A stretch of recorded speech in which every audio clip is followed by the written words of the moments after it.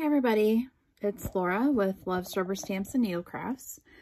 I am here to try and attempt to film a Stitch With Me video.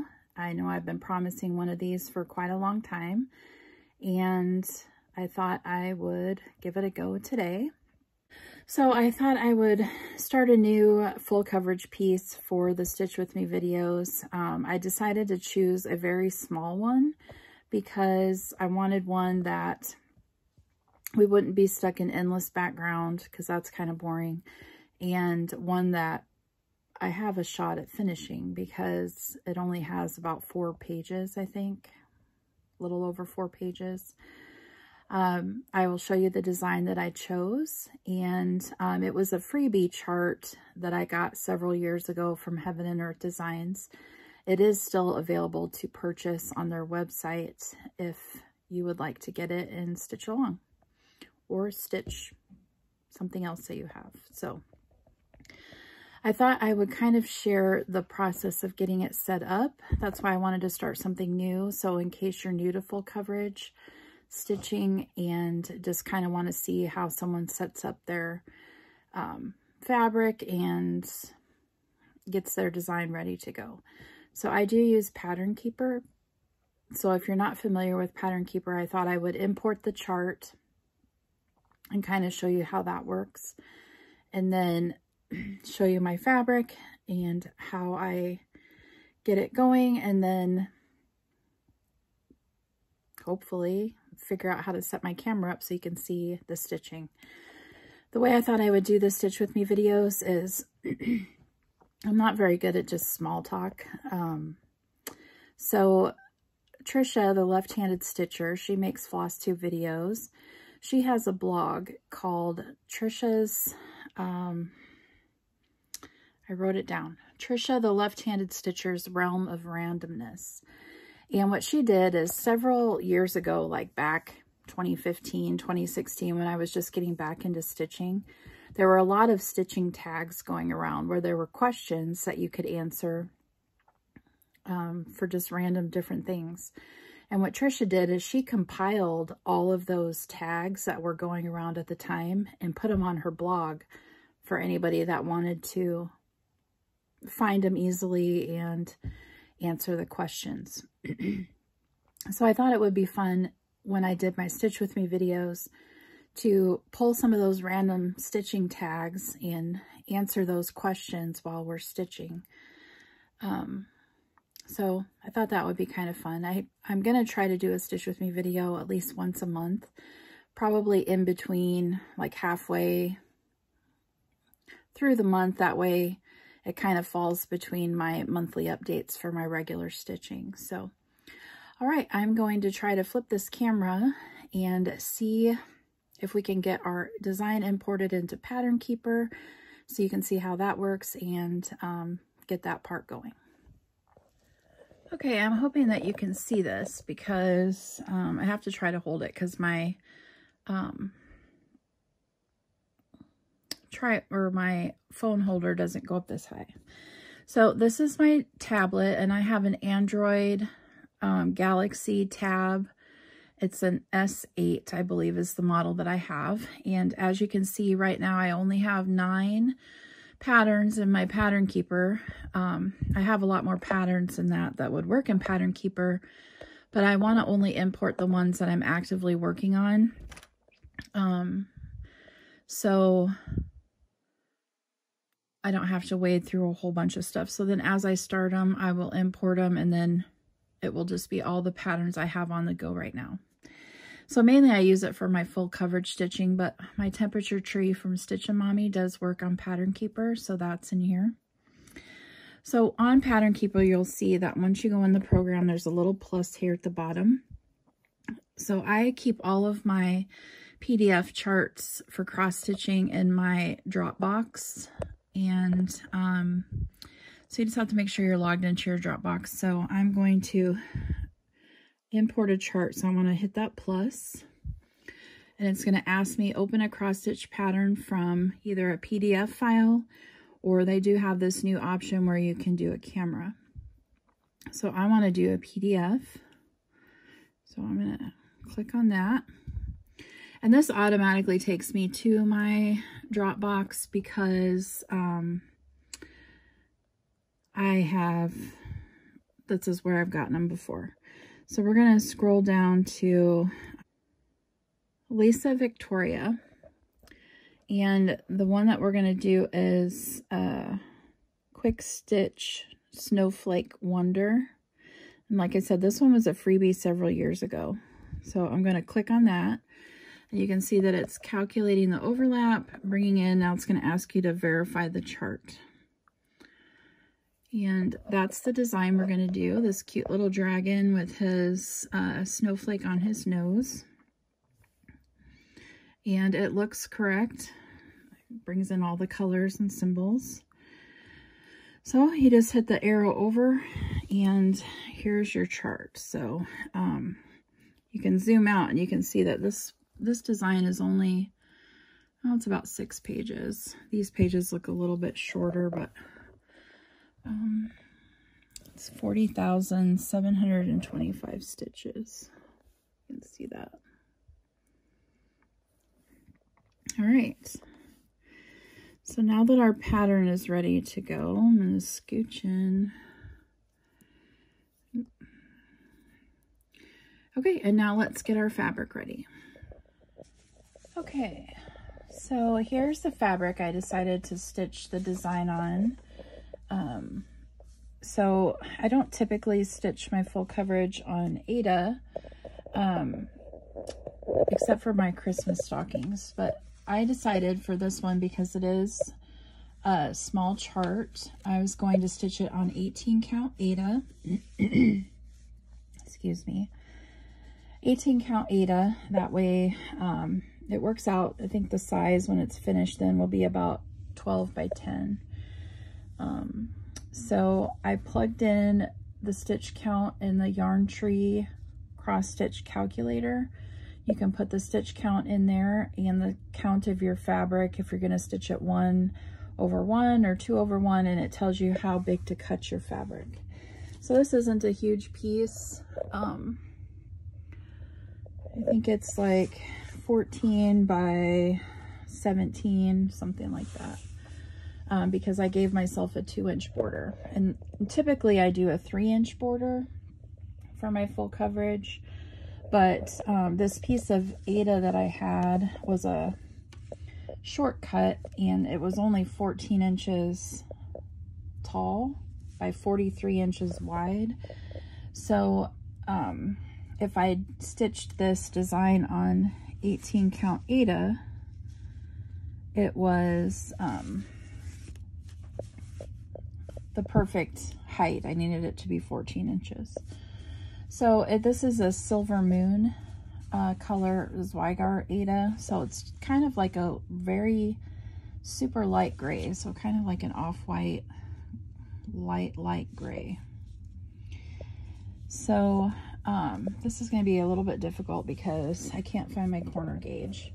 And usually if I start with a 3-inch border, I just stick a regular size Post-it note in the corner because they're 3 inches by 3 inches, and then you know exactly where you need to start, and I just kind of put a placeholder. So I'm trying to use my little Omni Grid because I don't know where my room is a disaster. I need to clean it, but that's no fun, is it? So I'm going to put my Omni Grid, so it's 2 inches by 2 inches, and I kind of start where the selvage ends. I made some leeway for that. So this isn't very easy one-handed, let me tell you. Okay. So we are at 2 by 2. So that means that my first stitch will go right here in the corner. So I'm going to put my needle in there so I know where I need to start.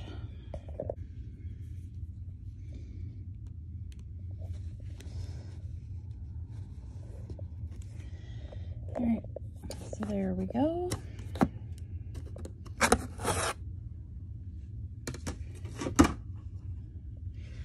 All right, now typically I stitch my full coverage on a Q-snap, but I don't have any more at the moment. So I'm going to use this really big nerd hoop, and I'm going to kind of put it this way,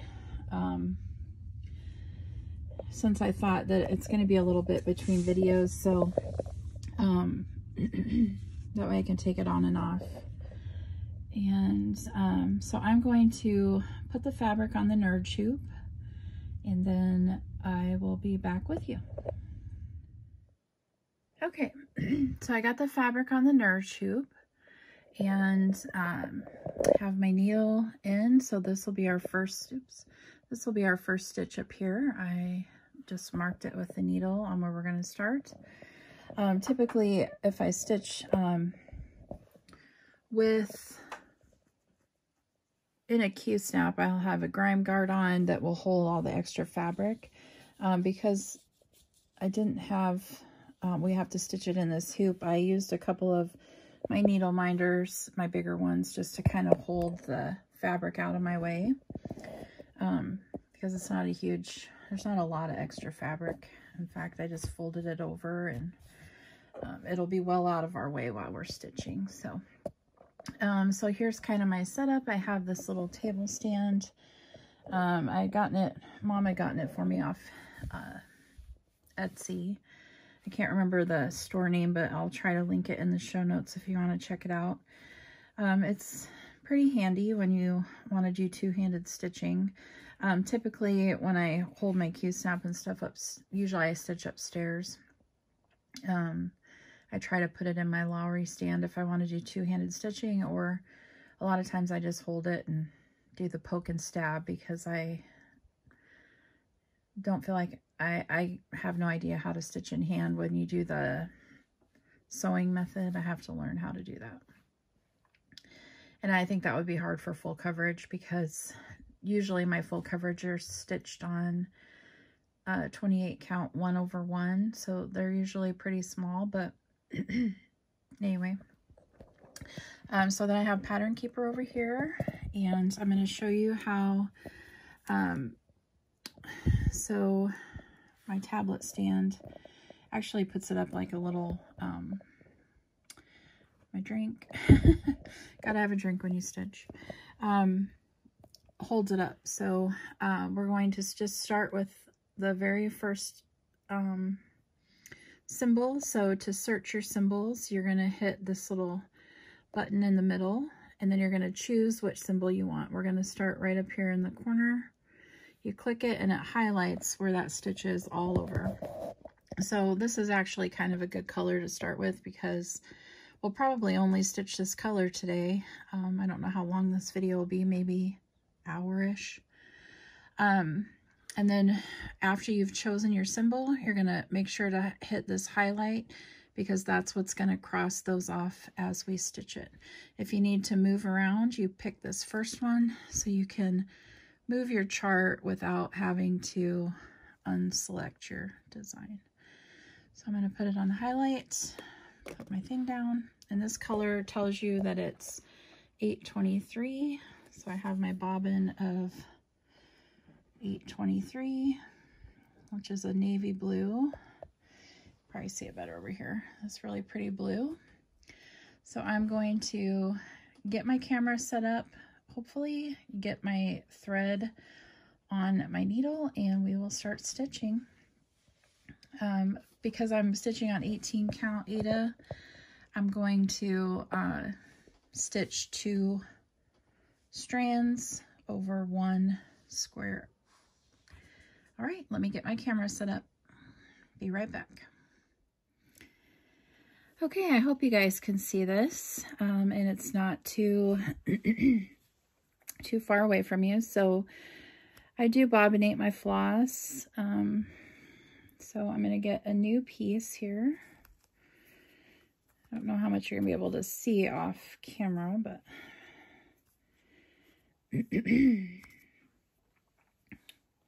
so I have a pretty long length. I don't know if you can see how long this is, but because I do the loop start whenever I do 2 strands. So one trick, if you have a length of floss, hold it between your thumb and your forefinger, grab one strand.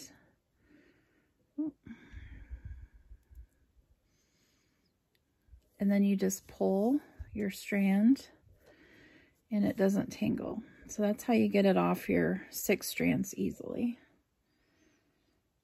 Set that on the side, and then to thread your needle to loop start, you're going to take both ends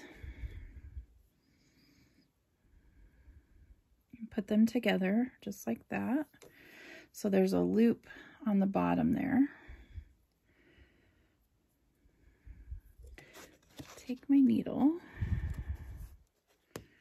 I'm just going to make this hole right here a little bit big so I can mark it. We're going to thread the needle. Okay, I have to lick my floss.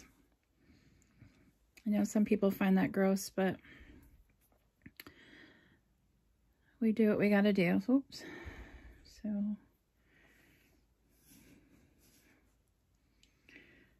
all right.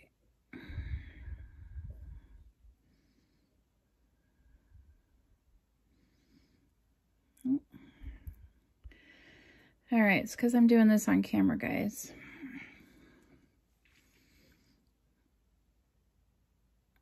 We may get started today if I can ever get my needle threaded. This is a weird angle for me, so let me do it off camera. You guys know how to thread a needle, I think. There we go, success. So there it is. The loop's on the bottom, as you can see. So to loop start, you're going to put your needle down from the front of your first stitch, pull it through so you have a little loop on there, come up at your bottom, and you're going to put your needle through that loop, just like that. Then you're going to go down the hole that you started, and you're going to pull that little loop to the back, and then you're going to finish your stitch just like you would.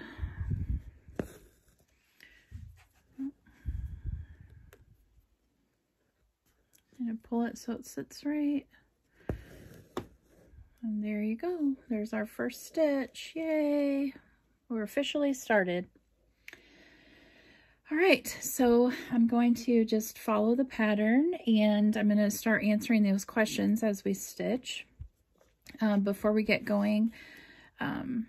So like I mentioned, you can find all the tags on Tricia the Left-Handed Stitcher's blog. And again, it's Tricia the Left-Handed Stitcher's Realm of Randomness. And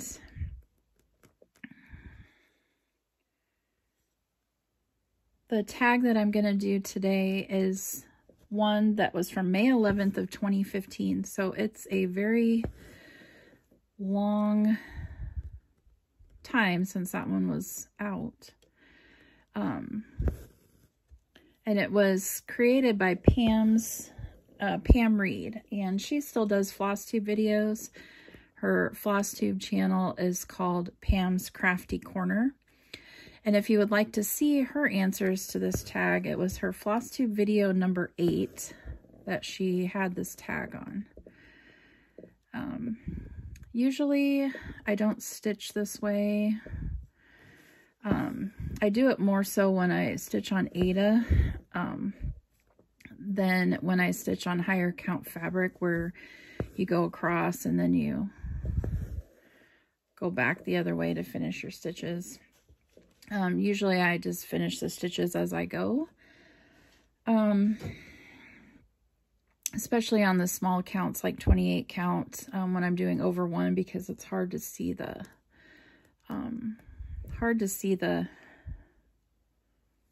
stitches when you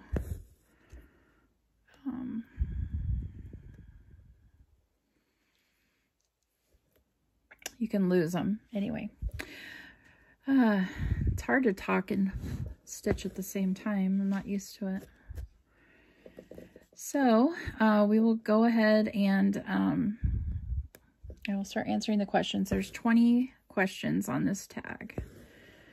So the first question is my favorite fabric. So what is your favorite fabric to stitch on? So the fabric that I use varies depending on the project and what look I'm going for. So I'll pretty much stitch on everything, anything really. Just depends on what I have in mind for the finish, what size I want the finish to be, and the kind of the overall look. But my go-to fabrics for my full coverage designs, my favorite one for full coverage is 28 count Lugana, and I typically stitch that 1/1 full crosses. I've never tried doing a full coverage in like tent stitch or continental stitch, anything like that. So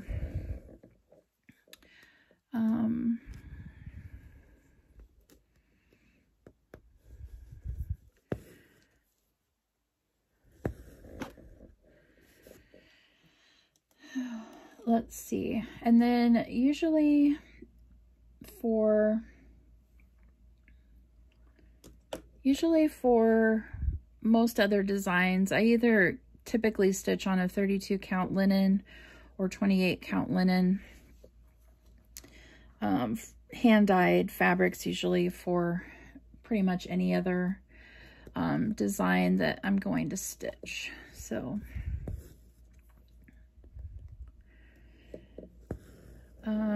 once in a while though, like my stockings that I'm stitching those on a 20 count Aida just because of the size I wanted them to be, and I wanted them to be a little bit more of a heavy duty fabric, because Aida is a little bit seems like it's a little thicker, and I thought you stitch on Aida, the fabric would hold up, you know, if you're using it every year for a stocking. So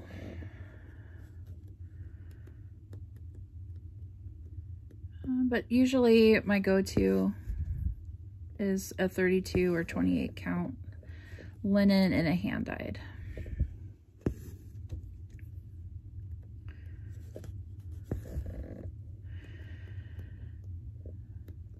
All right. Yep.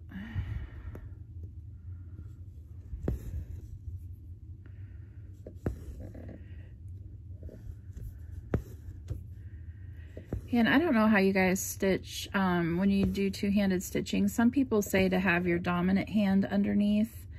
That doesn't work for me. I'm the opposite. I have to have my non-dominant hand on the bottom and my dominant hand on the top. And I don't have any problem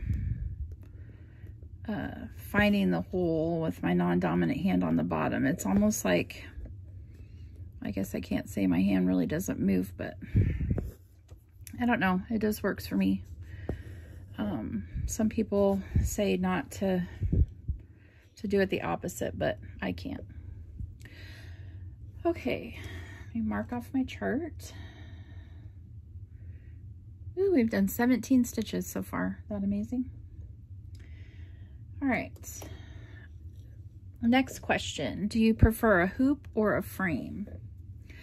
So obviously I use hoops more often than frames, but I do use Q-snaps for full coverage usually. And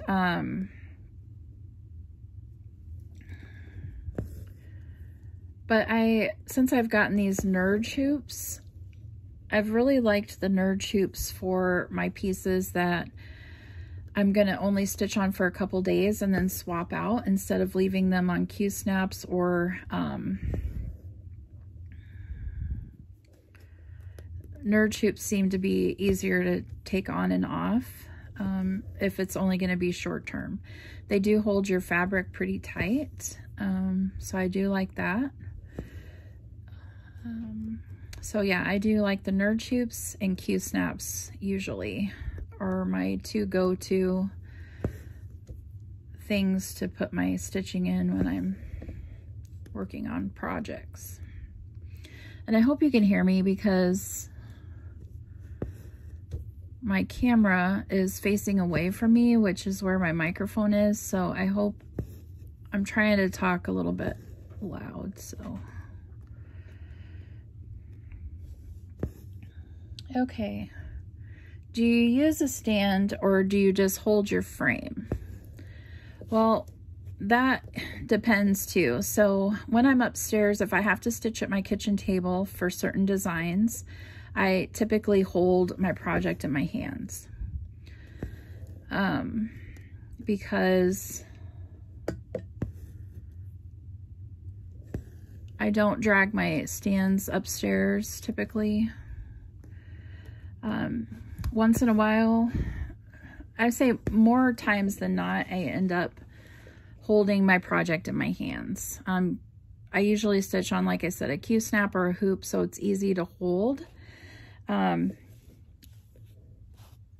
do like two-handed stitching. I feel like I stitch a little bit faster when I can stitch with two hands, but just depends on where I'm stitching on if that setup is available or not. So a lot of times I do end up just holding my hoop or my Q-snap in my hand and stitching that way.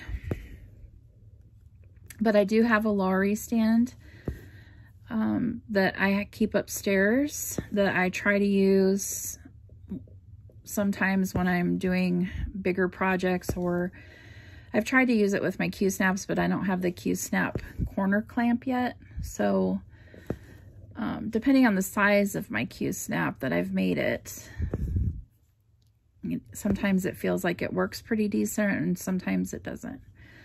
Plus, my dog likes to sit with me on the love seat where I stitch, and sometimes it's a little bit more cumbersome to try to have everything on my lap, plus the Lowry stand over it to make room for the doggo, because you got to have room for your pups, right?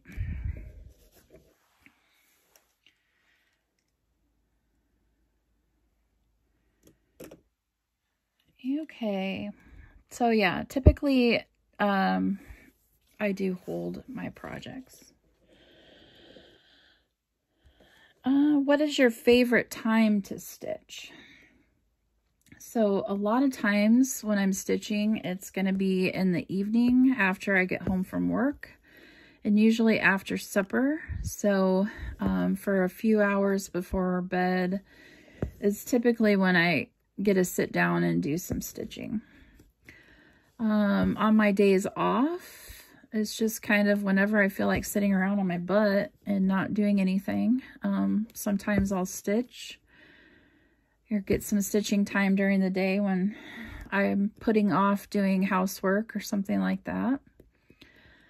And then I do try to stitch while I'm at work in between calls. And that just kind of varies depending on if we're busy or not. So the days that we're super busy, I don't even get my stitching out because it's not even worth it, really. I basically get it out and have it sit there. 1, 2, 3, 4, 5, 6, 7. Sorry, I had to make sure I had the right amount there. So yeah, but most often I stitch in the evenings after supper, before bed is when I mostly get stitching time.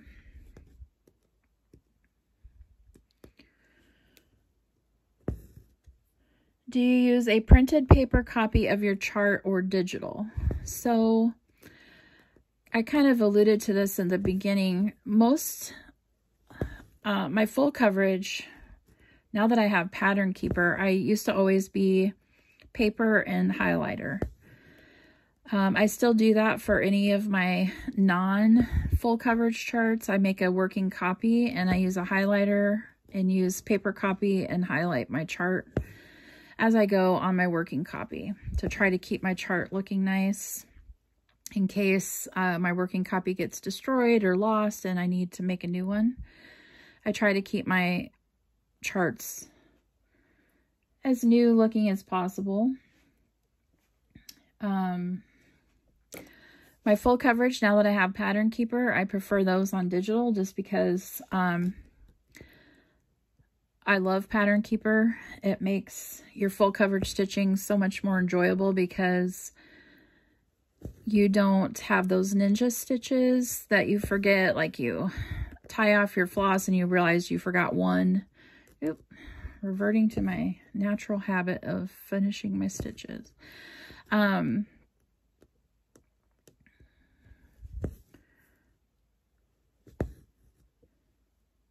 So full coverage, I have switched to being digital for those. And there are a few designs that I have in PDF. If I have a PDF chart and it works in Pattern Keeper, then I'll use that chart digitally. But if it's a PDF chart that wouldn't work in Pattern Keeper, I'll just print it off, make a working copy, and then use my highlighter to keep track of where I'm at. I also make working copies of any of the charts from magazines that I'm going to stitch, so I'm not marking up my magazine. And so yeah, mainly digital for full coverage or PDFs that will work in Pattern Keeper, and then paper and highlighter for all my other charts that I have hard copies of. So I don't think this coverage is looking too bad. I'm usually kind of a coverage snob, especially with full coverage, but I'm thinking that this 18 count with 2 strands is looking pretty good. You don't get a lot of show through of the fabric, so I think it's looking good so far. Okay, let's see. I'm gonna mark my chart. All right, well, the next question, are you a floss licker? Well, I think we answered that question already. Yes, I do lick the very ends of my floss when it's necessary to get it to go into your needle. So, when I have to, I am a floss licker.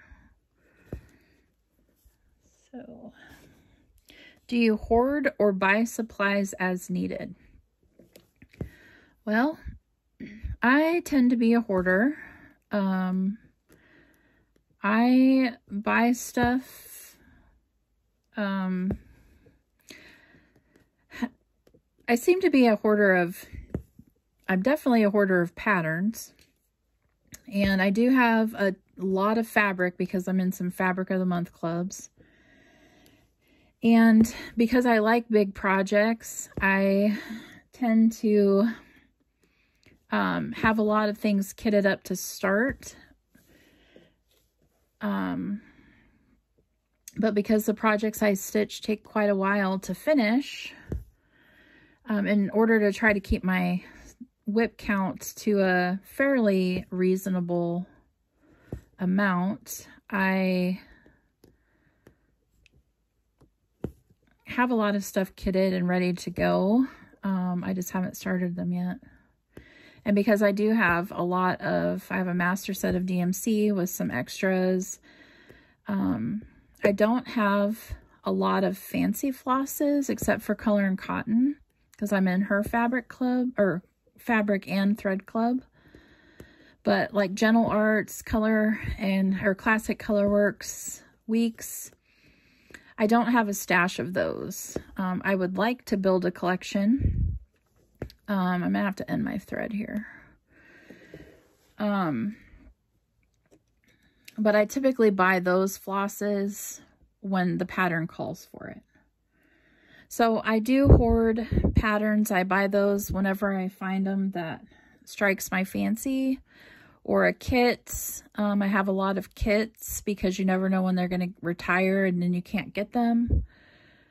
But some fancy flosses I just buy as needed when I'm going to kit something up or specific to a project.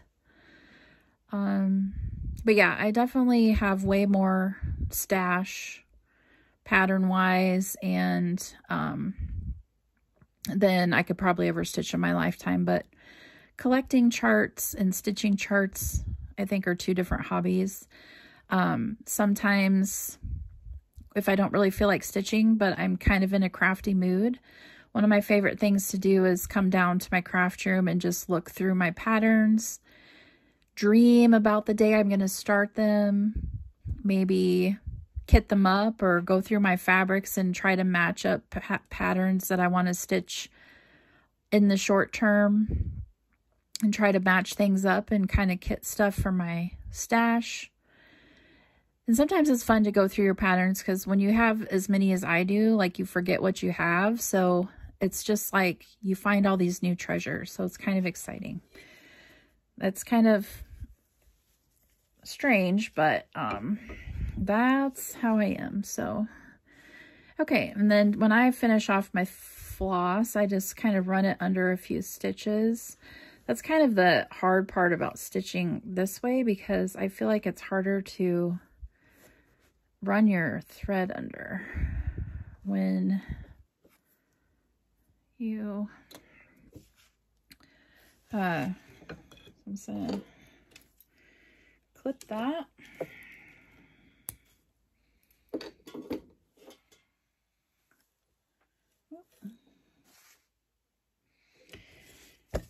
Oops, hit the camera, sorry.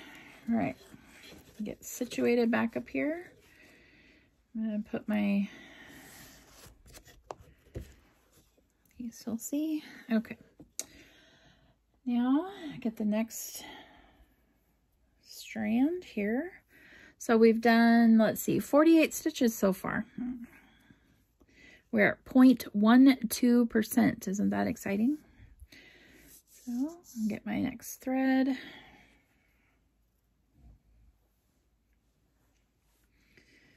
And get it threaded.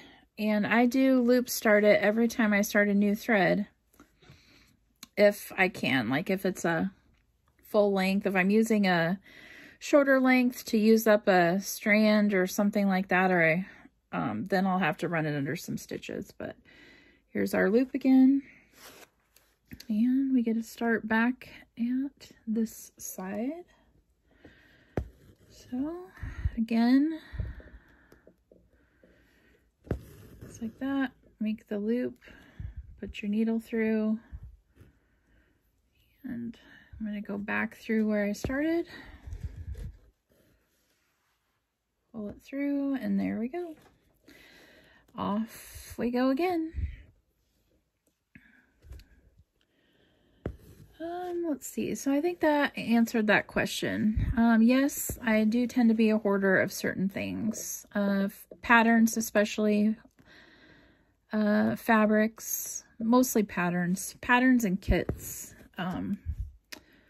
I have a crap ton of, because even if they're ones that I love the artwork, I may never stitch them.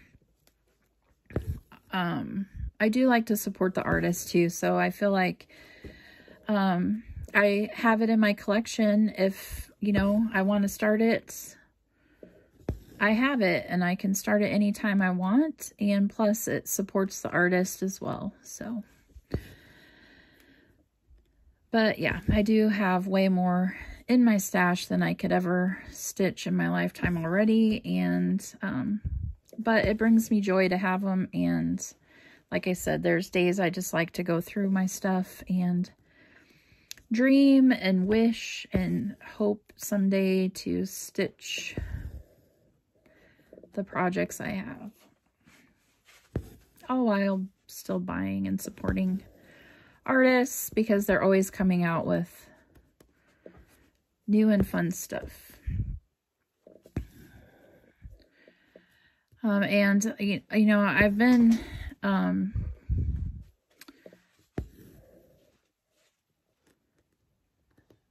building my stash, you know, for years. I started, you know, my daughter is 31, and, you know, I started cross-stitching when she was a little baby, you know, so 30 years. And back in the day, you know, we didn't have hardly any money, you know, being young parents and new baby. And so a lot of my patterns and stuff that I have in my stash, I still have them. I got them at garage sales and stuff for like 25 cents, 10 cents. So even though my stash is giant, I am pretty cheap. So I don't like to pay full price for stuff. So a lot of the stuff I get is usually on sale, or they're freebies. Like this was a freebie chart that I'm stitching now. Or things I got at garage sales or Goodwill or things like that. Or when the, you know, stores have sales. Unless it's something that I really, really, really want right away and can't wait. Usually I wait till they're on sale and then get them that way. So, okay, where are we at? So 3 passed. Let's see. Next question. What is your favorite floss? So obviously I like DMC, because, you know, it's universal. I have a master set. Almost every pattern calls for DMC. But if I have to say my favorite floss, oh, that's hard. I really like, I love Color and Cotton's colors. She does a lot of colors, but if I have to go for variegated floss, you know, most of hers have very subtle variation or variegation. But probably the company I like for the variegated flosses is Gentle Arts.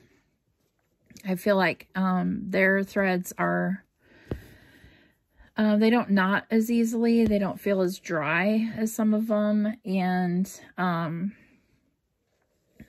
I think they have really pretty colors, and the variegation in them is usually noticeable and worth your money.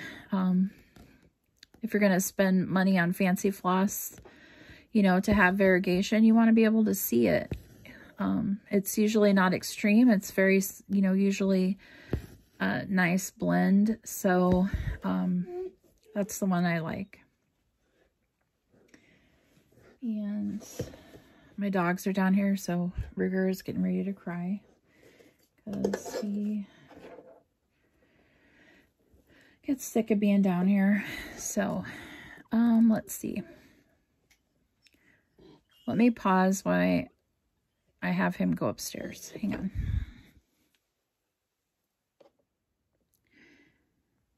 Okay. I think I'm recording again. Am I? Yeah, I think so. All right, so I just left my craft room door open, so hopefully this is in focus again, because my camera shifted when I had to stop it. So hopefully you can see what I'm doing. So number 9, are you a serial starter or do you have one whip at a time? So I don't feel like I'm a super serial starter, but I definitely don't have one whip at a time because I do like big projects. They're going to take me a long time. But I do try to keep it a little bit reasonable. What's reasonable for me may not be reasonable for you, but right now the rotation I'm doing allows me to have one new start at least, at minimum, every month. So I still get to start things, but I have my whips I'm focusing on to try to get some finishes so I can kind of hopefully keep my whip count in check a little bit, because everything I start I want to finish, and I have reasons why I started them. They're either ones I want to have displayed in my home or have gift ideas, or I'm not really a process stitcher. I stitch things because I want them done to display in my home or give as a gift. So I have reasons why I start things. So right now I think I'm right around, oh, how many whips do I have? Right around 30, I think. 30 or a little, 30 to 32 or 3 right now. But I have some that are close to being finished. So yeah, so between 30 and 35 whips is where I'm at right now. Oh, let's see. Next question. Do you have more FFOs or UFOs? So if you're not sure, FFOs stand for fully finished objects, and UFOs stand for unfinished objects. So people usually say they're UFOing a project when for some reason they fall out of love with it. They don't want to stitch on it anymore. Or they're done with that project even though they didn't finish it. So I've only had basically in my whole entire stitching life, maybe 4 or 5 projects that I did not finish and have no intention of finishing. One of them I still have. I should find it and show it to you in a video, but it was one way back when I first started stitching. It was on Aida. We didn't have a lot of money, so I didn't, I tried not to have very big borders because I didn't want to waste my fabric, which again makes it difficult to frame or finish projects when you don't have a border, right? But I didn't know any better at the time because I was self-taught as a cross stitcher.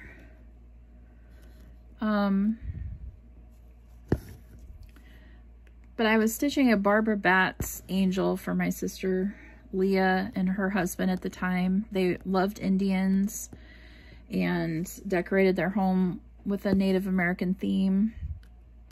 And there was this really pretty Native American angel by Barbara Batts that I started stitching. And all I had left on it was one of her wings and the wolf that stood with her. And I had hardly no borders. We had moved several times. Leah got divorced from her husband, so she no longer decorated that way. And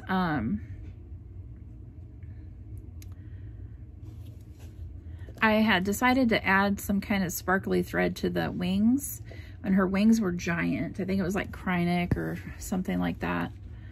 And I totally got sick and tired of stitching it, honestly, with the wings and adding the Krynic. So I stopped. And now it's like stained, and I probably couldn't finish it even if I wanted to, from moving and, you know, dirt and grime. And plus I don't even know what I was using in her wings, to be honest, at this point, because I added it myself. There's been a couple other projects like that where I stopped working on them because I didn't like the fabric I chose, and I have plans of restarting them. So I'm gonna have to say I have more FFOs, even though I don't even have a lot of those. I have a lot of things in my, under my desk box of stuff that needs finished.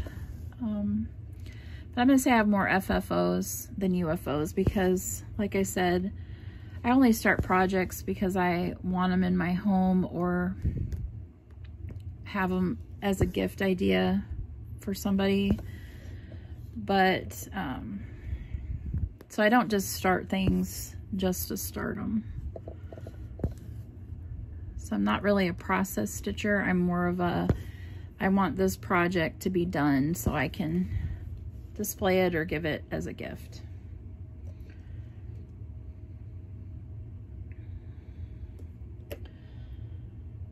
Do you watch TV while stitching? So when I'm stitching, I always turn on Flosstube videos. I don't really watch TV. I watch Flosstube. so I can have it on in the background, and then you know, you can glance up when you want to look at someone's project.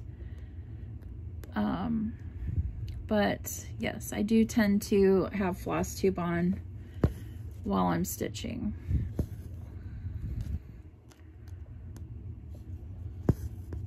Do you mostly stitch alone, or do you ever get together with someone to stitch? So the majority of the time I do stitch by myself. My mom and my sister Lindsay both cross stitch, and they live pretty close to me. So we do try to have stitch nights where we get together and stitch together. We try to do that at least once a week on my days off, or once every other week. During the winter time, it's a little bit harder when the roads are crappy. So in the winter time, if we can't get together in person, at least every couple of weeks we try to FaceTime with each other while we're stitching. So we all FaceTime and stitch, or try to get together in person at least every couple weeks and stitch for a couple hours. But outside of that, getting together with my mom and sister, I tend to just stitch alone.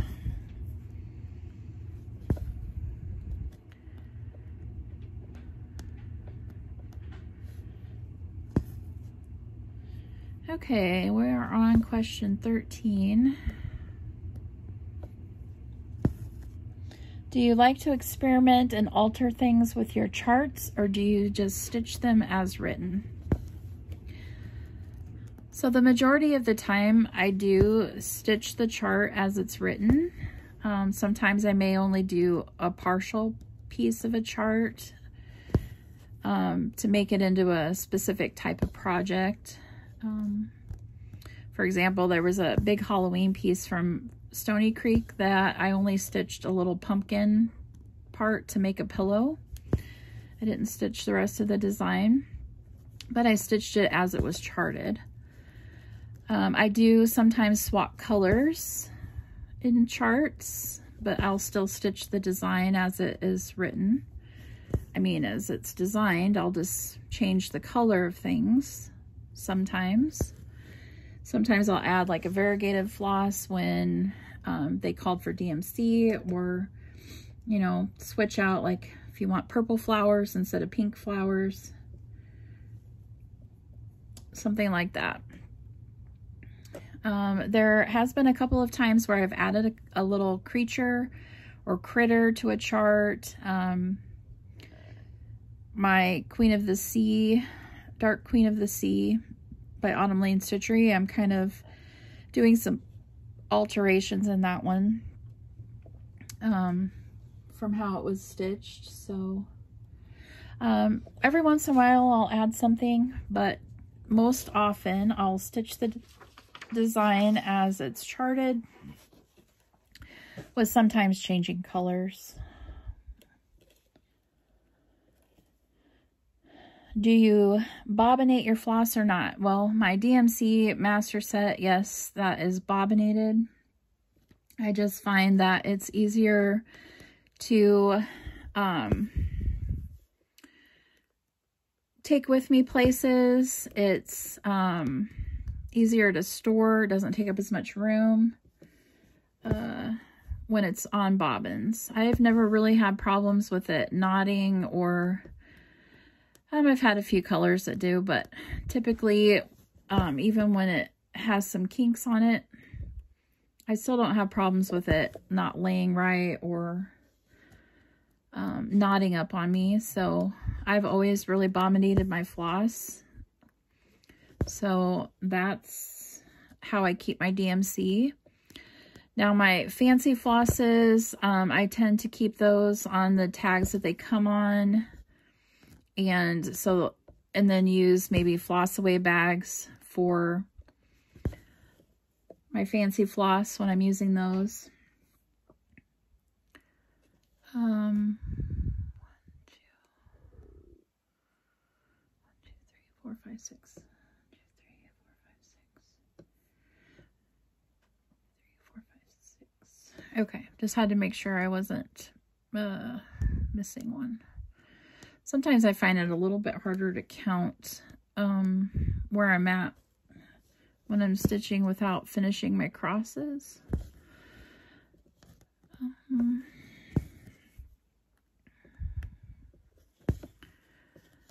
So fancy floss, and then the other time I use floss away bags, even for DMC, is like with my Tricia Winslow right now. She has a lot of blends. So I'm putting like a big length of floss from each color in a floss away bag for all my color blends. I also use floss away bags whenever I have kit floss. So next time I do a kit or something, I'll show how I keep the threads for my kits.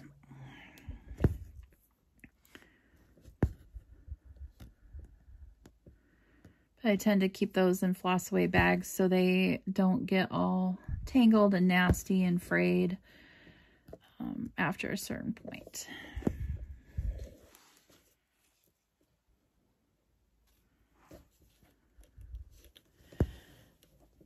Let's see, do you start a project in the middle of your fabric or at the corner? So that depends on the pattern. My full coverage, I always start in the upper left corner just because it's, I should say that any pattern that has a defined border, that it's easy to start in the upper left corner, that's where I'm going to start. If it's a design that it's difficult, maybe the border is all wonky or it doesn't even have a border and it's, you know, not a full coverage, or it's a little bit difficult to see where you'd have to do a lot of counting to start it up there, I'll start in the middle. And then I'll tend to work my way up and then over to the left and then work my way down. I typically like to work top to bottom. Okay, I'm gonna have to change this thread. So flip it over. This is what we look like. Make sure I'm back in frame. There we go. Get my next strand of floss here. Let me mark off my chart.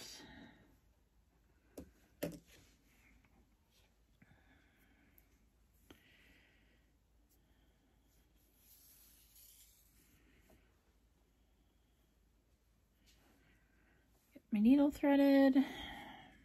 Now, let's see, let me get this started.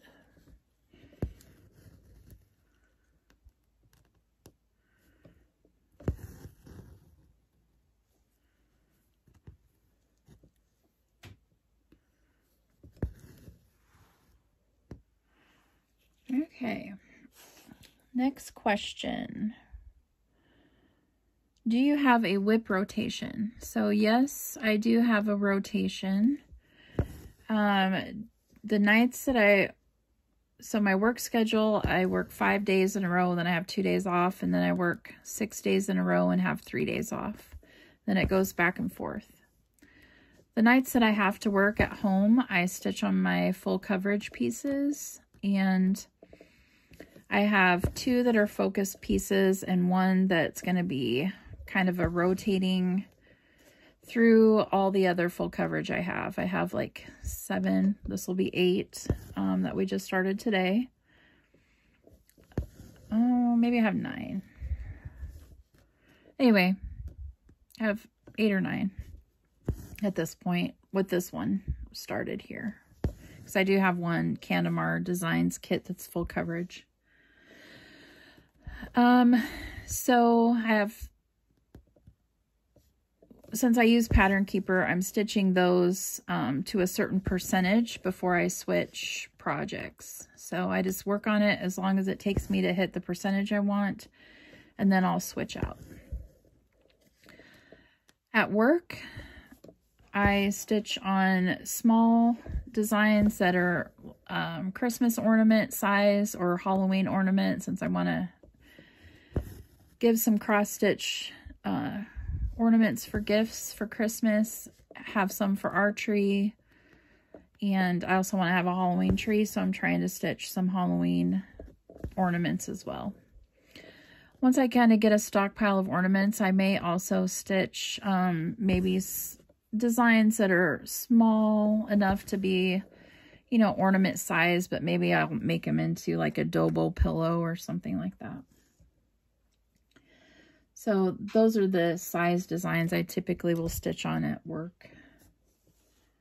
And then on my days off, my 2 days off, the first set I'll work on a project that I consider a small, and the next time I will work on one I consider a medium size piece. And I'll just keep working on those until I'm finished, until it's finished, and then I'll swap in another one.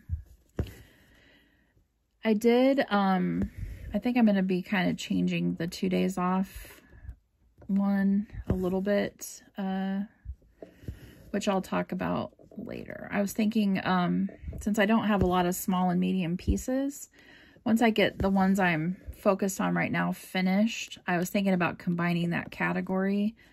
So either a small or medium piece, and then the next 2 days off, I would spin a wheel from all of my other whips, just to get some random stuff. And then I just work on whatever the wheel picked for 2 days. So that way, projects that I might not work on for a long time might still get a little bit of love,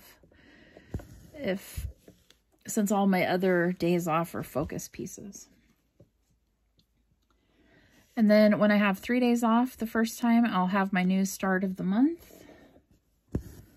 And it's basically whatever I feel like starting right in that moment that's calling to me the strongest. And then my other 3 days off, I have what I consider a large project that is going to be my focus until it's finished.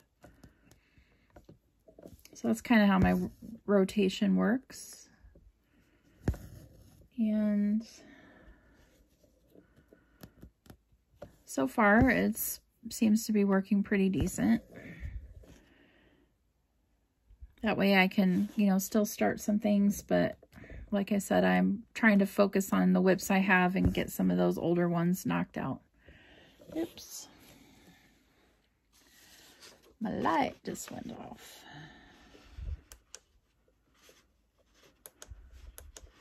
Must have hit it with something.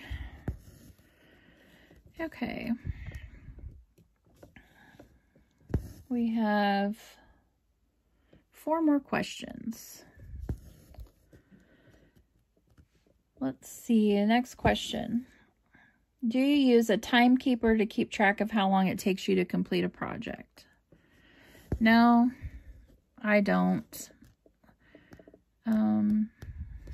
I just kind of enjoy the process and the journey as it goes. And I roughly stitch, you know, about 100 stitches an hour. That's generally my speed.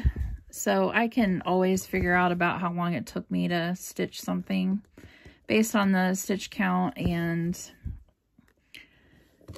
I know that, you know, unless it's super high confetti area and a full coverage piece, I typically stitch about 100 stitches an hour. So I can figure it out from that, how long it takes me to stitch something. So I don't need to keep track of time, really.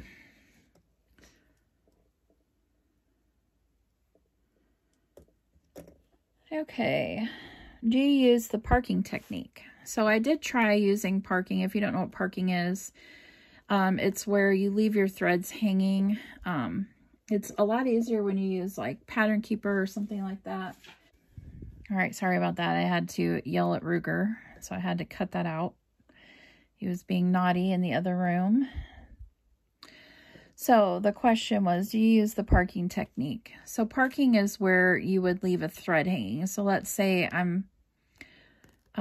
it's a lot of people use it for full coverage. So let's say I'm stitching in diagonals or want to stick to a certain area. When I get this thread completely stitched, I might pull it out like this and just leave it hanging and then go up and do another color or something like that. So basically when you park, you put it in the way I was taught, you put it in the bottom left of where you're going to start your stitching, because I stitch bottom left to top right, and then typically this way. I always have my top crosses going this way.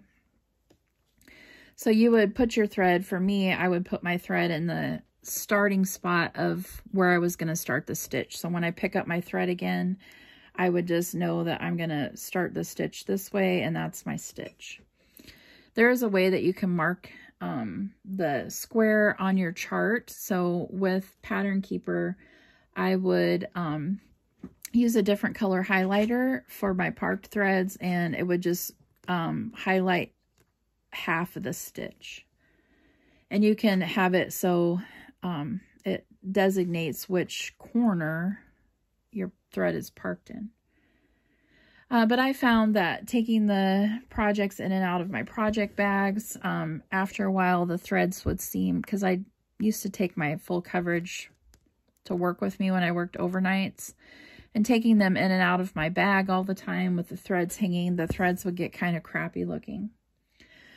And I would rather, the method I stitch for full coverage, I would rather just kind of follow the flow of the chart and just finish threads as it naturally flows. Like if I didn't have very many of these stitches left, I may, or if they start getting real scattered, I would just finish my thread and then work on another color until I get down to about that area, and then I can fill in those stitches that don't have as many later. So when I was working with paper charts and I couldn't see where my ninja stitches were, and I had to stick more in like rows in the confetti areas, I would use parking then for those sections. But typically I like to finish my threads out because I find that they start to get kind of yucky looking when they are being taken in and out of the bag so long and they've been hanging there.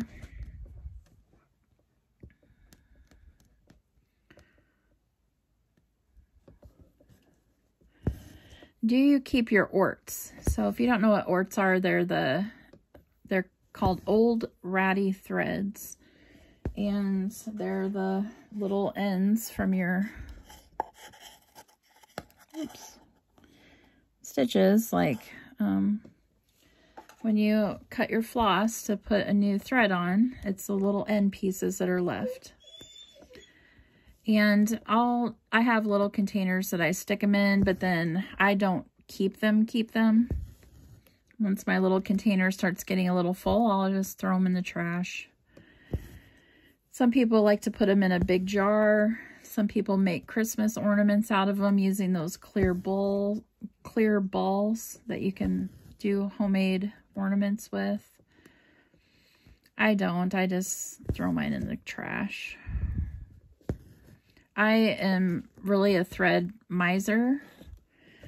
So even with DMC, I like to try to use as much floss as I possibly can.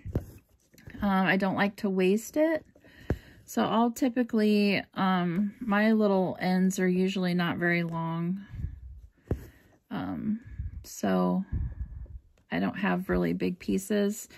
If it's a stitchable piece, I'll put it back on my bobbin to use in a chart. Well, maybe I only have 1 or 2 stitches of that color in an area, and those little pieces are perfect for that. So I don't tend to have real long orts anyway. Let's see.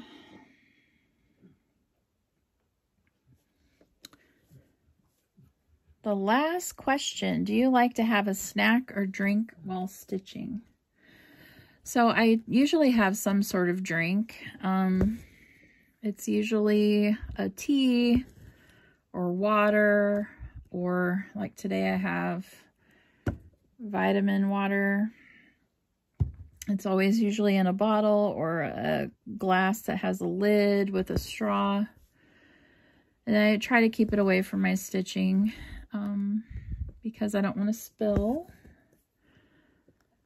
I typically try not to eat while I'm stitching because I always inevitably get stuff on my hands and I don't want to accidentally get it on my stitching. If I'm going to eat something, I'll put my stitching away, eat, wash my hands, and then come back to it. Inevitably, like if I try to take a bite of chocolate or, you know, something like that, somehow I'll end up getting chocolate somewhere on my hand that you don't even see. And then I always end up getting it on my fabric. So I try not to eat or snack while I'm stitching. I'll put it away and then come back to it when I'm done. But I always typically have a drink of some sort going. Okay, well that was the end of the stitching questions. Hopefully you found that kind of interesting instead of just sitting here in silence, because like I said, I have a hard time like just coming up with random stuff to talk about. I mean, we really don't do a whole lot other than go to work and come home, and so don't have a very exciting life. We don't go out a lot, so, which is fine with me because I'm, you know, as stitchers, most of us are introverts anyway, and I can entertain myself quite easily at home. So probably finish this thread out, and then we will call this video a finish, and then I'll edit it and get it up for you. And I will put the links for Pam Reed's channel, who did this stitching tag, and I will also put Tricia's blog name and her YouTube channel, because she does Flosstube videos as well, in the description notes, so you can find their channels if you'd like and follow them. And I'll also put a link to this pattern on Heaven and Earth's website if you want to check it out. And like I said, I got this one several years ago when it was a free chart. I love Lisa Victoria's dragons. They're so cute. Her dragons and Randall Spangler's dragons are adorable. Kristen Mills from Heaven and Earth has really cute dragons too.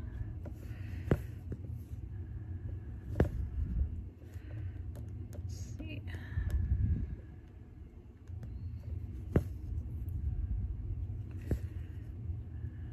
Let me mark my chart here.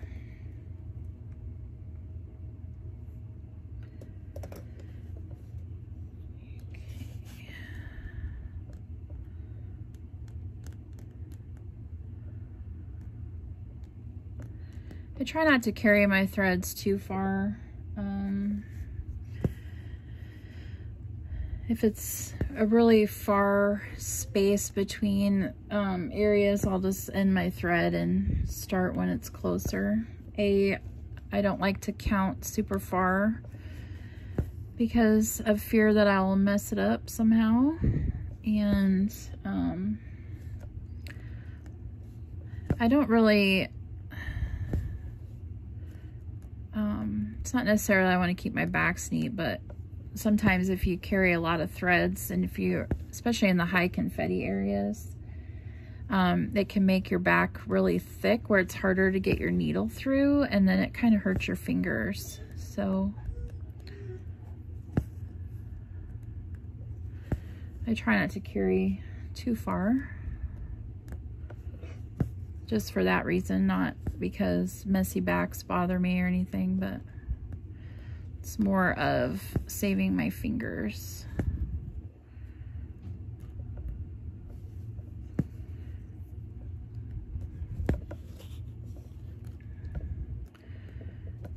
I think I'll finish this row, and then don't know if I'll have a few more stitches I could eke out in this thread. We'll see when we get there. Like I said, I don't like to waste thread if I can help it. Use every last bit that I possibly can. All right.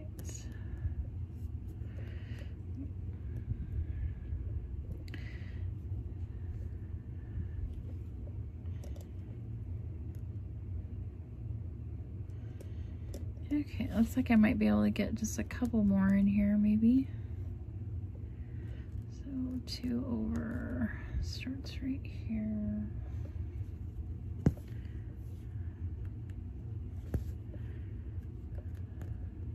We'll do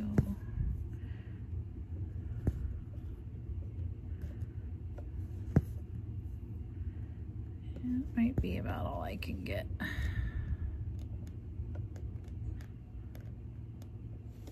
In fact, it might be a little close coming back, but I like to play thread chicken. And sometimes I lose, where it's very difficult to get the last stitch, but this one looks like about perfect. So